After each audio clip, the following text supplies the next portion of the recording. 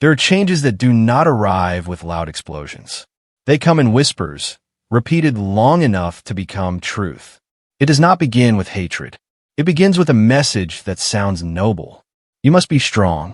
You must be independent. You don't need men. At first, they're only slogans that carry the scent of empowerment. A form of encouragement for women who were once hurt, once overlooked, once restrained.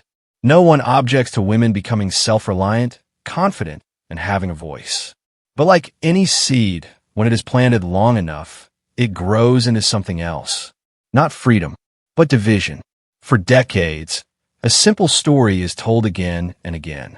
Women suffer because of men. Women are weak because of men. Women are held back because of men.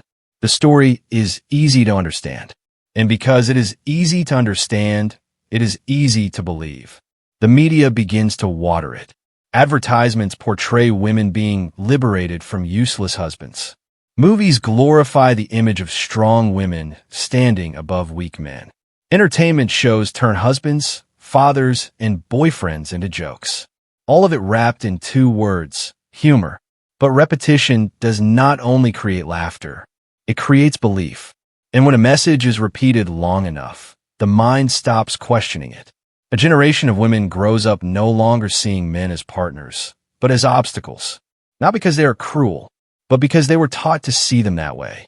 When people believe they're victims, anger begins to look like justice. Resentment begins to look like strength. And hatred begins to be called healing. But no one tells them this. You cannot teach someone to hate without breaking something inside them. Every movement needs a villain. Without a villain, there is no story.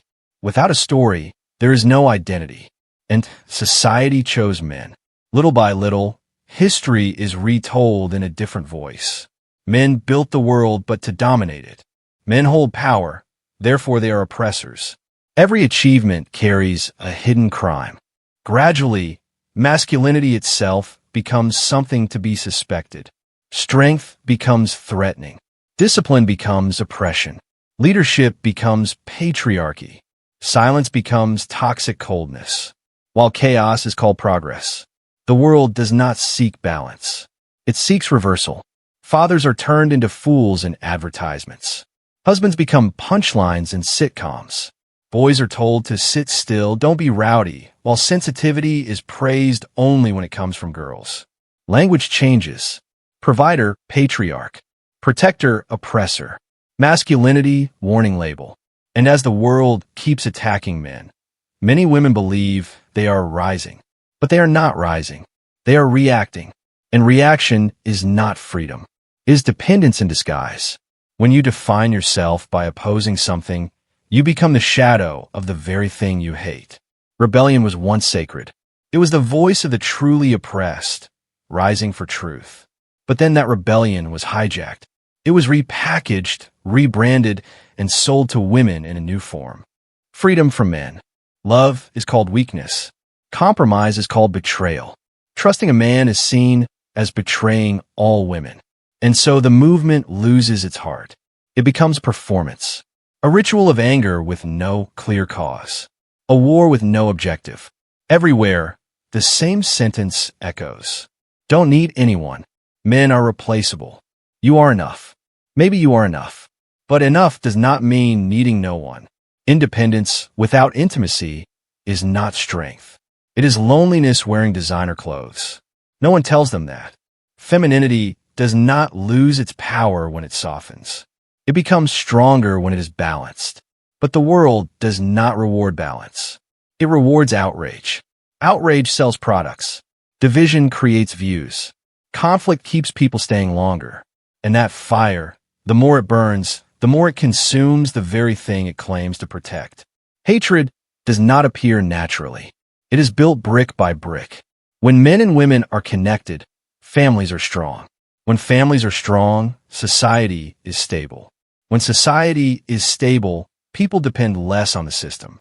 But when they are separated emotionally, mentally, and in belief, they become perfect consumers, distracted, divided, and easy to control. Businesses profit when families fall apart. Governments grow stronger when people grow weaker. Media survives on outrage. If men and women were truly in harmony, entire industries would tremble. Dating apps, the self-help industry, cosmetic empires, tons of empowerment products. A fulfilled woman does not need validation from outside. A peaceful man does not need to escape. So they keep us at war. Not with guns, but with words. Once love was simple. Two people facing the world together. Not perfect, not the same, but harmonious. They needed each other, and they were not ashamed of it. Today, love has become a competition. Who gives more? Who loses less? Who holds the power? No one asks anymore. Who is safe here? Every act of kindness is suspected to be strategy. Every disagreement is called manipulation. Every touch is measured by benefit. Men are taught they are never good enough. Women are taught they must never be weak. So both build walls instead of homes. They call it self-love. But in truth, it is self-protection. The bed that once held intimacy now holds distance. Men only feel valuable when they perform. Women only feel safe when they control. And both secretly miss a world they were taught was outdated. A world where we mattered more than me. After years of being taught that strength means rejection, that gentleness is weakness, that peace is surrender, many women begin to hate the very qualities that once made them beautiful. Empathy, softness, trust. They wear armor instead of warmth. On the outside, confidence. On the inside, exhaustion. A silent civil war. One half wants to be loved. The other half is afraid to need love. They smile, but their eyes do not. They are strong, but their voices tremble. Because to hate men is also to hate the part of themselves that was born to harmonize with men. Masculinity and femininity were never enemies. They were mirrors of each other. When a mirror breaks, people call it progress. Men do not rise up. They withdraw. They try to adapt, to become softer, to become more sensitive. But the more they change, the more respect they lose. If they lead, they are called controlling. If they follow, they are called weak. If they provide, it is obligation. If they struggle, it is shame.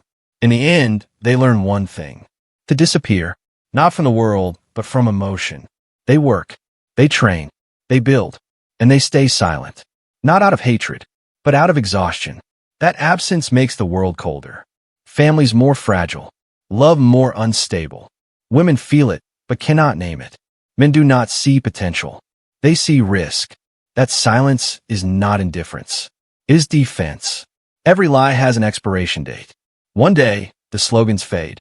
The noise quiets. The smiles begin to crack. People start to admit, this is not working. Hatred no longer feels like strength. Loneliness no longer feels like freedom. Women begin to feel what men have felt for a long time.